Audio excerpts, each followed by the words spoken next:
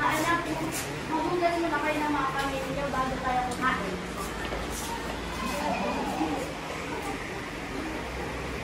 At umupo na kayo ay kakain na. Magdasal mga tayo bago tayo kumain. Hindi ka na bukas na tayo ay magsisimba sa pagkain. Kinabukasan, ay nagkakanda na upang sila magsimba kaya tinawag na sila ng kanilang mabus na wala sa kalakasan nito ba?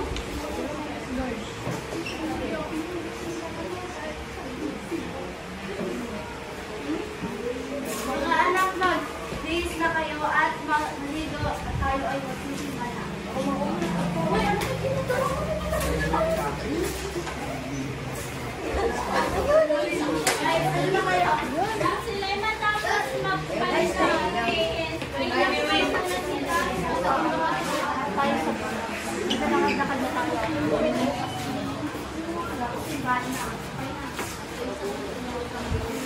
Makalipas ang ilang oras ay natapos natin ang kanilang lista. Sila ay naglakad na pauwi. May isang anak na nagtanong sa kanyang ama.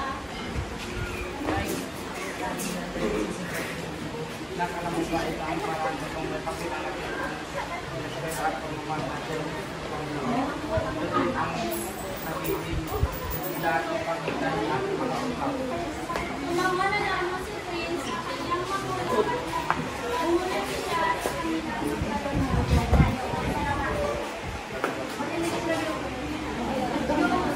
Uy, gagawin kayo.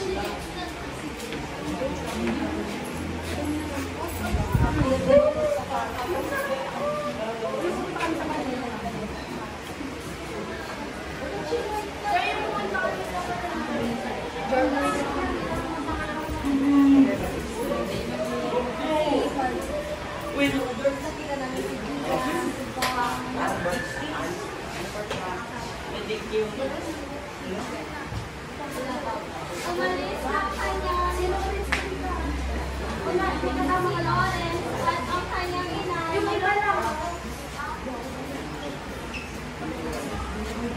Mga isang araw may pinuntahan ang kanyang ina sa bayan nang di umano ay nakita nila si Lawrence sa kasama ang kanyang mga kaklase na naninigarilyo at nakatambay sa isang nutrition.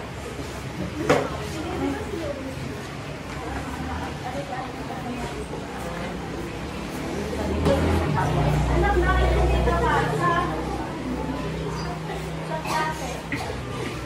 Aliga, umuwi na tayo.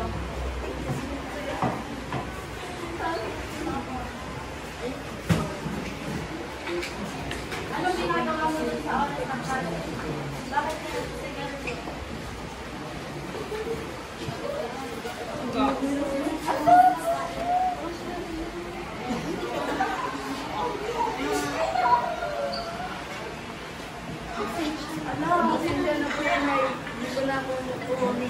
Pagkatapos ng pag-uusap nila, iyon ay nagbago si Lawrence at sumama na rin ito sa pagsisimba. Ngunit makalipas ang ilang buwan, bumalik-balik ito sa dati hanggang isang gabi, nakita ito ng kanyang ama na nakikipag-inuman sa kanyang mga kasama.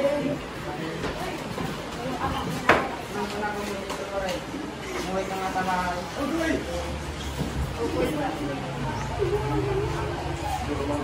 Sumigaw sa galit ang kanyang ama at dahil sa pagod sa kanyang biglang inatake ng sakit ang kanyang ama ng high blood. Habang malapit na sila sa bahay ay sumasakit ang kanyang dibdib. Ama at nawalan ng malay.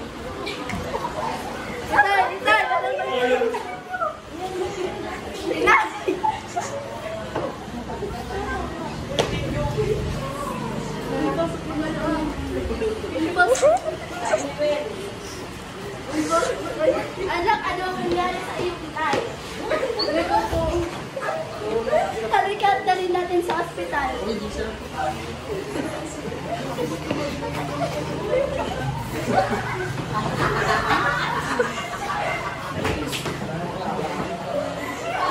Habang nasa ospital sila, nag-iisip si Lawrence.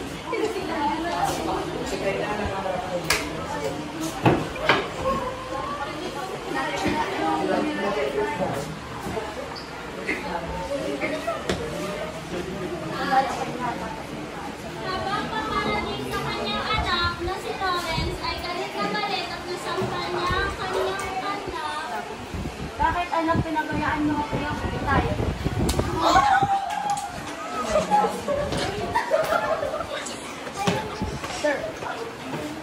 Naglumo at lubos na nagsisisi si Lawrence sa kanyang mga ginawa. Ilang araw nang nakaratay sa ospital ang kanyang ama na nawala ng pag-asa si Lawrence na gumaling ang kanyang ama. Nakita siya ng kanyang ate na umiiyak sa sulok.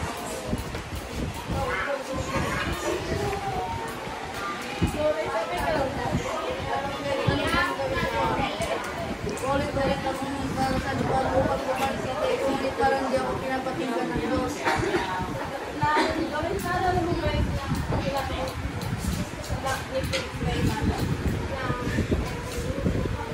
Kailangan natin suko. Lahat kailangan ay manalangin ka at humingi ng tawad sa Diyos. Pagsisisi sa pagkaroon ng pagkaroon. Lahat ng mga problema natin, humingi ka ng tawad sa Diyos nang may buong pusong pagsisisi at nalumbalik ka sa Kanya. Niyakap nito ang kanyang kapatid at sabay silang nanalangin. Pagbalik nila sa kwarto ang kanyang ama, gising na ang kanyang ama, nakita si Lawrence ang kanyang ama at niyakap ang kanyang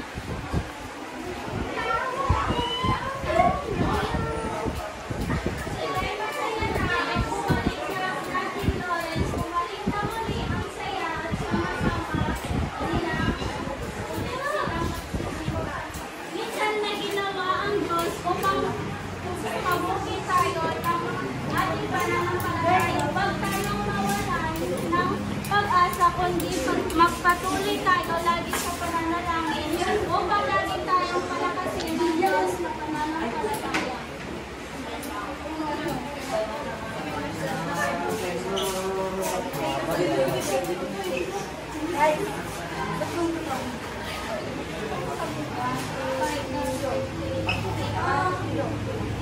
Hi,